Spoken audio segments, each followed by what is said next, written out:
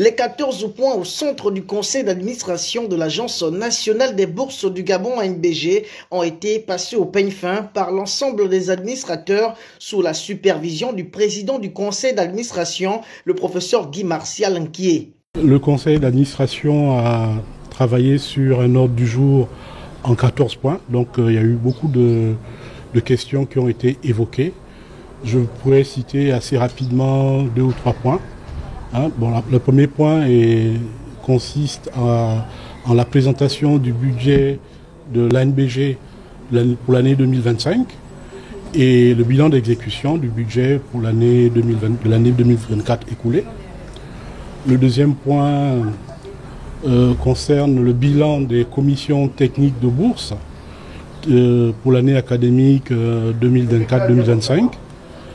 Le troisième point que je peux évoquer concerne le bilan des accréditations des universités et écoles privées qui sont partenaires de l'ANBG. Voilà. Plus d'autres points qui sont tout aussi importants et qui seront partie des 12 points que nous avons évoqués. Plusieurs résolutions ont été prises au cours de cette rencontre. En ce qui concerne le budget déjà tel que présenté, il a été approuvé par le conseil d'administration et bien sûr moyennant quelques modifications qui ont été précisées. Et en ce qui concerne les commissions techniques de bourse, le conseil a pu apprécier les efforts faits par la commission technique de bourse dans le but de rationaliser les orientations des étudiants, les orientations à travers le monde, et a approuvé cela. Et puis voilà, d'autres résolutions aussi ont été prises. Des actions bien appréciées par le directeur général de l'ANBG. Ce conseil s'inscrit dans la dynamique de la réforme de l'ANBG, qui consiste à réduire les charges de l'ANBG. Et pour réduire les charges, il faut supprimer certaines choses.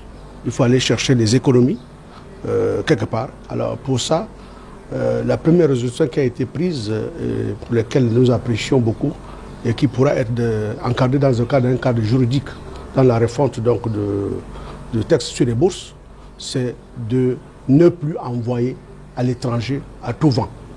Il faut envoyer les étudiants à l'étranger en fonction des besoins économiques de notre pays. Et les besoins économiques de notre pays, nous allons actualiser le fichier des besoins économiques avec la Fédération des entreprises gabonaises ainsi que les administrations.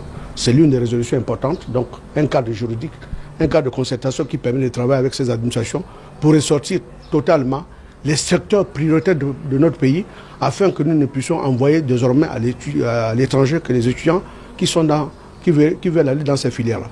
Soulignons qu'un procès verbal a été établi à l'issue de ce conseil d'administration.